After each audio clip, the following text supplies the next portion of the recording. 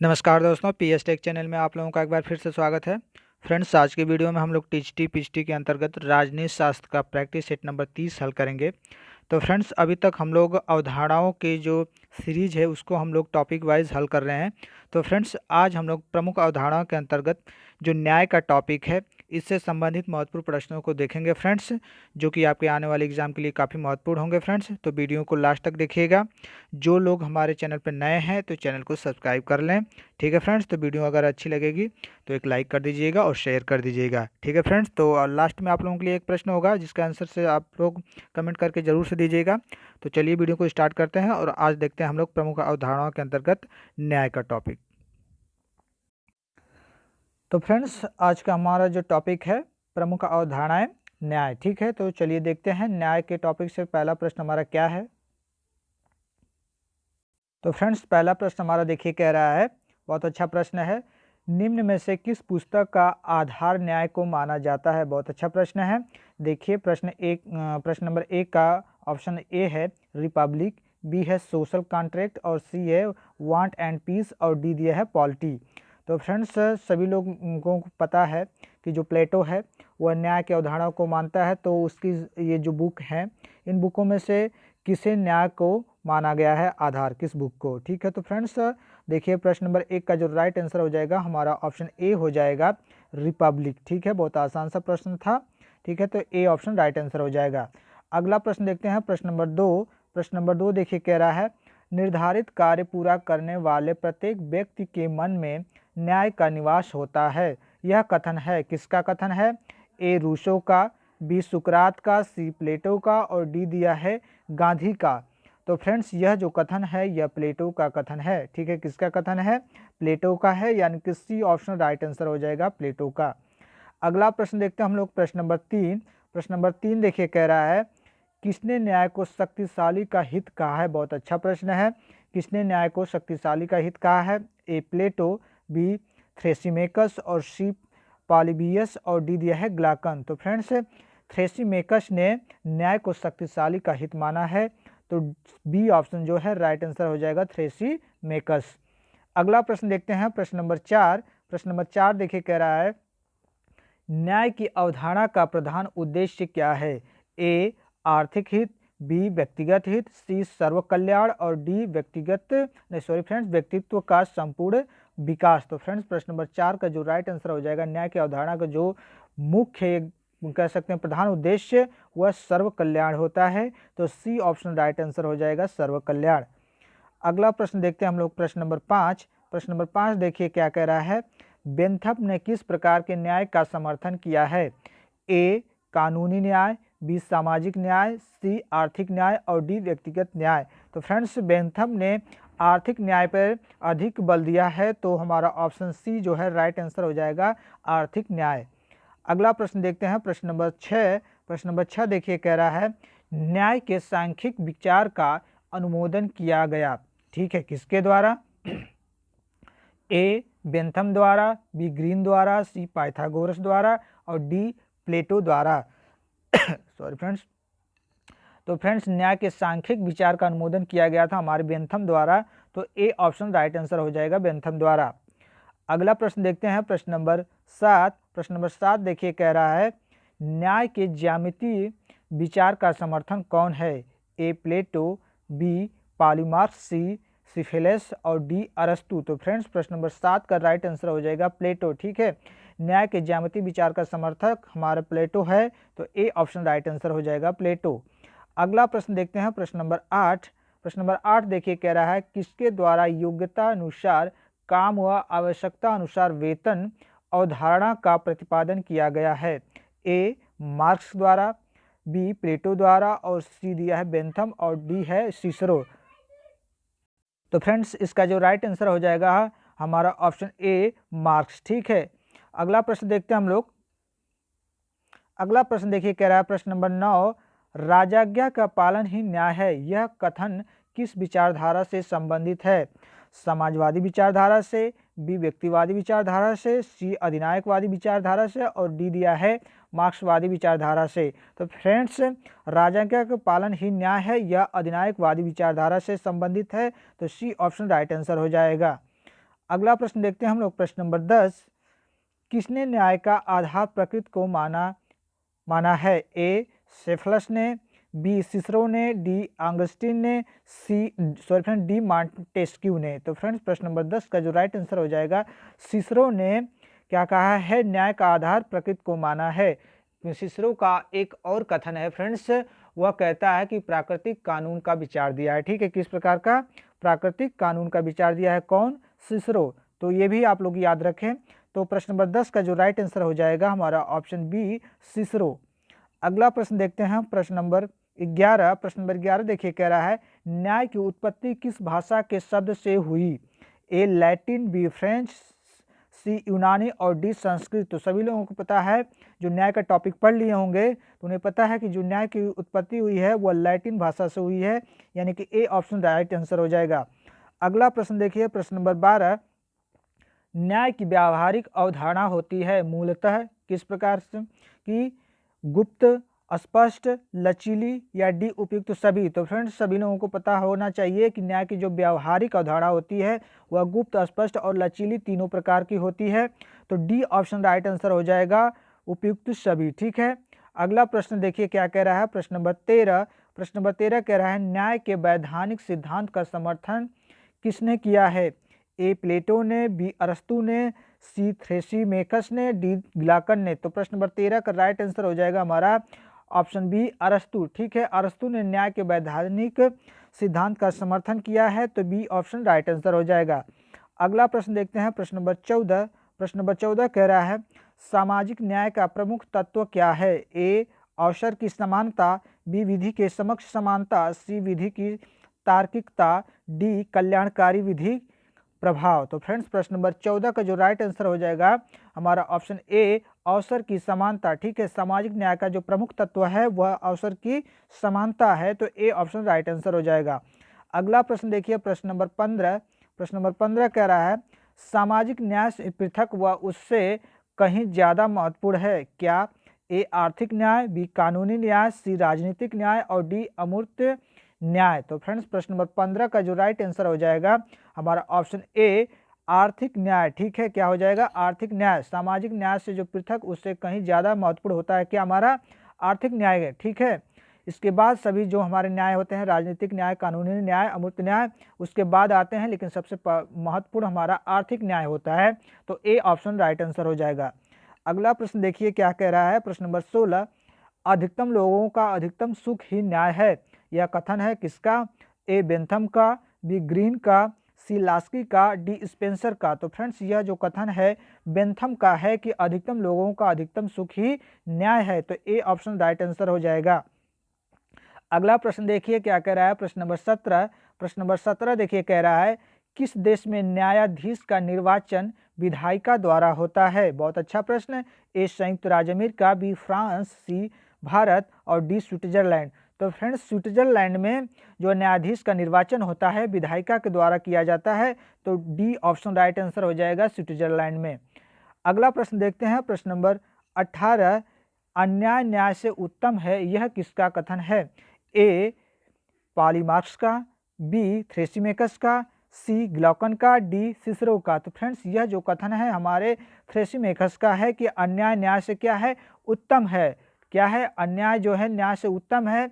और थ्रेसिमेकस ने यह भी कहा था अगले वाले प्रश्न में, जिससे कि हम लोगों ने देखा कि जो न्याय है यह शक्तिशालियों का हित है। क्या कहा है उसने? कि न्याय जो है शक्तिशालियों का हित है। और जो यह प्रश्न कर रहा है कि अन्याय न्याय से उत्तम है, यह भी थ्रेसिमेकस का कथन है, तो बी ऑप्शन राइट आंसर हो जाएगा थ्रेसिमेकस। अगला प्रश्न देखते हैं, प्रश्न नंबर 19। प्रश्न नंबर 19 देखिए कह रहा है ए थ्योरी ऑफ जस्टिस किसकी कृति है? ए ग्रीन की, बी रॉल्स की, सी ग्लाकन की और डी बार्कर की। तो बहुत अच्छा प्रश्न है प्रश्न नंबर 19। तो फ्रेंड्स ये थ्योरी ऑफ जस्टिस रॉल्स की कृति है, तो बी ऑप्शन राइट आंसर हो जाएगा। अगला प्रश्न देखते हैं, प्रश्न नंबर 20। प्रश्न नंबर 20 देखिए कह रहा है जस्टिस शब्द किस शब्द से बना है? बहुत अच्छा प्रश्न। जस्टिस शब्द किस शब्द से बना है? ए जस, बी जस्टी, सी जस्टिक, डी जेसियो। तो सभी लोगों को मुझे लगता है कि इसका आंसर तो पता ही होगा, बहुत इजी प्रश्न था। तो यह हमारे जस शब्द से बना है। क्या है? जस्टिस शब्द। ठीक है, तो ए ऑप्शन राइट आंसर हो जाएगा जस। अगला प्रश्न देखिए कह रहा है प्रश्न नंबर 21, जाति के आधार पर विभेद किया जाना किस न्यायिक अवधारणा का उल्लंघन है? ए वैधानिक, बी आर्थिक, सी राजनीतिक और डी सामाजिक। तो फ्रेंड्स प्रश्न नंबर 21 का जो राइट आंसर हो जाएगा सामाजिक, यानी कि ऑप्शन डी राइट आंसर हो जाएगा। जाति के आधार पर जो विभेद किया जाता है यह हमारा सामाजिक न्यायिक अवधारणा का क्या है? उल्लंघन होता है। तो डी ऑप्शन राइट आंसर हो जाएगा सामाजिक। अगला प्रश्न देखते हैं, प्रश्न नंबर 22, किसने सार्वजनिक उपयोगिता को न्याय की उत्पत्ति का एकमात्र स्रोत माना है? ए ह्यूम ने, बी ग्रीन ने, सी बेंथम ने और डी मिल ने। तो प्रश्न नंबर 22 का जो राइट आंसर हो जाएगा हमारा ऑप्शन ए ह्यूम ने। ठीक है, ह्यूम ने सार्वजनिक उपयोगिता को न्याय की उत्पत्ति का एकमात्र स्रोत माना है। तो ए ऑप्शन राइट आंसर हो जाएगा हमारा ह्यूम ने। अगला प्रश्न देखते हैं, प्रश्न नंबर 23। प्रश्न नंबर 23 कह रहा है, किसने सर्वप्रथम कानून के शासन से व्यक्तियों के शासन को श्रेष्ठतर बताया है? ए अरस्तु ने, बी प्लेटो ने, सी बेंथम ने और डी ऑस्टिन ने। तो फ्रेंड्स प्रश्न नंबर 23 का जो राइट आंसर हो जाएगा तो हमारे अरस्तु महोदय ने बताया है कि कानून के शासन से व्यक्तियों के शासन को श्रेष्ठ, ठीक है, तो किसने बताया है? अरस्तु ने बताया है। तो ए ऑप्शन राइट आंसर हो जाएगा। अगला प्रश्न देखिए, प्रश्न नंबर 24, किस पुस्तक को कंसर्निंग जस्टिस की संज्ञा दी गई है? देखिए फ्रेंड्स, पुस्तक संबंधी इस तरह से घुमावदार प्रश्न आपको देखने को मिल सकते हैं, तो इस तरह के प्रश्नों को आप एकदम कंठस्थ कर लीजिए। ठीक है, तो प्रश्न नंबर 24 कह रहा है कि किस पुस्तक को कंसर्निंग जस्टिस की संज्ञा दी गई है?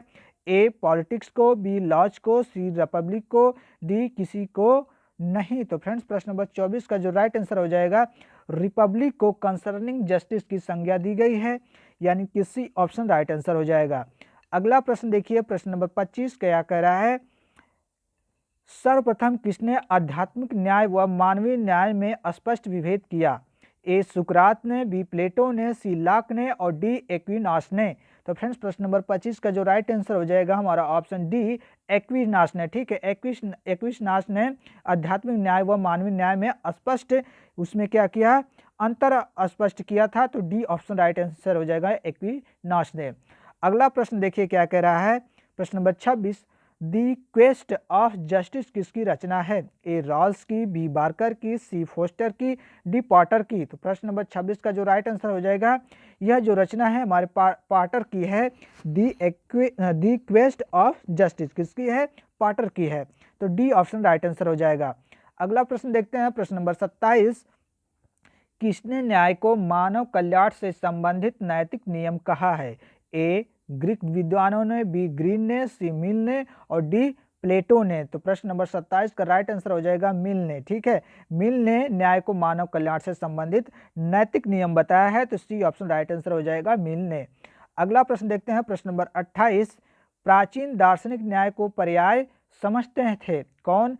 सदाचार का, ठीक है फ्रेंड्स, किसका पर्याय समझते थे? सदाचार का ऑप्शन है, व्यवस्था का, राजज्ञा का, ईश्वर का। तो फ्रेंड्स प्रश्न नंबर 28 का जो राइट आंसर हो जाएगा, प्राचीन दार्शनिक जो न्याय का पर्याय समझते थे वह सदाचार का समझते थे। ठीक है, सदाचार को ही क्या समझते थे? न्याय का पर्यायवाची। ठीक है, तो ए ऑप्शन राइट आंसर हो जाएगा। अगला प्रश्न देखते हैं हम लोग, प्रश्न नंबर 29, न्याय की सामान्य अवधारणा ने सर्जना की, ठीक है, सर्जना की किसकी? ए न्यायपूर्ण कानून की, बी तात्विक न्याय की, सी उपरोक्त दोनों की या डी किसी की नहीं। तो फ्रेंड्स प्रश्न नंबर 29 का जो राइट आंसर हो जाएगा हमारा ऑप्शन सी हो जाएगा, उपयुक्त दोनों। ठीक है, न्यायपूर्ण कानून की भी और तात्विक न्याय की भी। ठीक है, तो सी ऑप्शन राइट आंसर हो जाएगा हमारा, उपयुक्त दोनों की। अगला प्रश्न देखते हैं, प्रश्न नंबर 30, न्याय है, न्याय क्या है?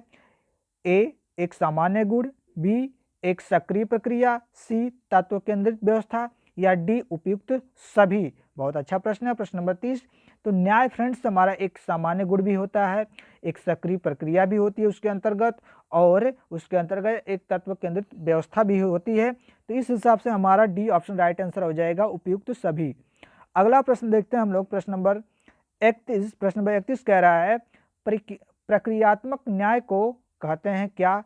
ए कानून की उचित प्रक्रिया, बी कुशल सामाजिक प्रबंध, सी सकारात्मक कानून, डी इनमें से कोई नहीं। तो प्रश्न नंबर 31 का जो राइट आंसर हो जाएगा हमारा ऑप्शन ए कानून की उचित प्रक्रिया। ठीक है, क्या हो जाएगा? कानून की उचित प्रक्रिया, यानी ए ऑप्शन राइट आंसर हो जाएगा।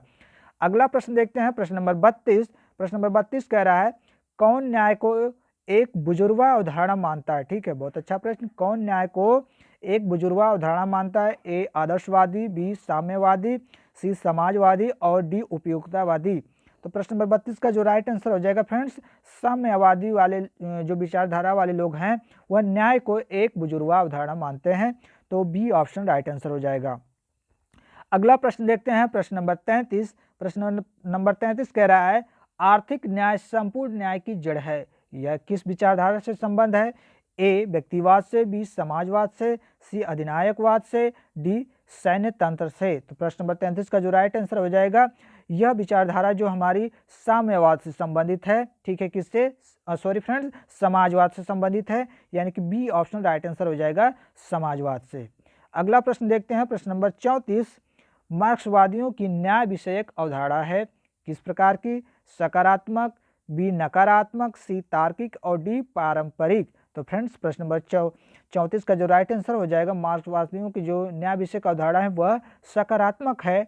तो ए ऑप्शन राइट आंसर हो जाएगा। अगला प्रश्न देखते हैं, प्रश्न नंबर 35। प्रश्न नंबर 35 देखिए, कह रहा है राजनीतिक विचारों के इतिहास में न्याय का अध्ययन आरंभ होता है। ए स्टोइक विचारकों से, बी सुकरात से, सी प्लेटो से, डी ऑस्टिन से। तो प्रश्न नंबर 35 का राइट आंसर हो जाएगा हमारा ऑप्शन सी प्लेटो से। ठीक है, कौन सा? प्लेटो से, यानी कि सी ऑप्शन राइट आंसर हो जाएगा। अगला प्रश्न देखते हैं, प्रश्न नंबर 36। प्लेटो की प्रसिद्ध कृति रिपब्लिक में न्याय की कौन सी संकल्पना है? ए वैधानिक, बी दार्शनिक, सी राजनीतिक और डी नैतिक। तो प्रश्न नंबर 36 का जो राइट आंसर हो जाएगा हमारा, प्लेटो की प्रसिद्ध जो रिपब्लिक है, तो सभी लोगों को पता है कि प्लेटो क्या था, एक दार्शनिक विचारक था। तो उसकी जो रिपब्लिक बुक है उसमें उसने दार्शनिक न्याय की बात कही है। ठीक है, तो बी ऑप्शन राइट आंसर हो जाएगा दार्शनिक। अगला प्रश्न देखते हैं हम लोग, प्रश्न नंबर 37। तात्विक न्याय का सर्वप्रथम प्रतिपादन किया गया? ए प्लेटो द्वारा, बी सुकरात द्वारा, सी अरस्तु द्वारा, डी है कांट द्वारा। तो प्रश्न नंबर 37 का जो राइट आंसर हो जाएगा, तात्विक न्याय का सर्वप्रथम प्रतिपादन अरस्तु द्वारा किया गया था, यानी कि सी ऑप्शन राइट आंसर हो जाएगा। ठीक है, कौन सा? C option. अगला प्रश्न देखते हैं, प्रश्न नंबर 38। किसने न्याय को सामान्य विश्वव्यापी कानून के रूप में स्वीकार किया? ए रोमन दार्शनिकों ने, बी अरस्तु ने, सी स्टोइक विचारकों ने, डी प्लेटो ने। तो प्रश्न नंबर 38 का जो राइट आंसर होगा फ्रेंड्स, स्टोइक विचारकों ने न्याय को सामान्य विश्वव्यापी कानून के रूप में स्वीकार किया था। किसने? स्टोइक विचारकों ने। तो सी ऑप्शन राइट आंसर हो जाएगा। अगला प्रश्न देखते हैं, प्रश्न नंबर 39। प्रश्न नंबर 39 कह रहा है 17वीं सदी में प्राकृतिक विधि के समर्थकों ने न्याय को संबंध माना है। ए ईश्वर से, बी प्रकृति से, सी विवेक से, डी मनुष्य से। तो प्रश्न नंबर 39 का जो राइट आंसर हो जाएगा फ्रेंड्स, हमारा ऑप्शन सी हो जाएगा विवेक से। ठीक है, 17वीं सदी में जो प्राकृतिक विधि के समर्थक थे वह न्याय को विवेक से संबंध मानते थे। तो सी ऑप्शन राइट आंसर हो जाएगा। अगला प्रश्न देखिए, प्रश्न नंबर 40। प्राकृतिक न्याय की अवधारणा से कौन सहमत है? ए हॉब्स, बी पुफेनडॉर्फ, सी कांट और डी दिया है उपयुक्त सभी। तो प्रश्न नंबर 40 का राइट आंसर हमारा हो जाएगा ऑप्शन डी उपयुक्त सभी। ठीक है, प्राकृतिक न्याय की अवधारणा से इसमें हमारे जो तीन ऑप्शन दिए हैं, हॉब्स, पुफेनडॉर्फ और कांट, तीनों ही क्या थे? सहमत थे। तो डी ऑप्शन राइट आंसर हो जाएगा। ठीक है, उपयुक्त सभी।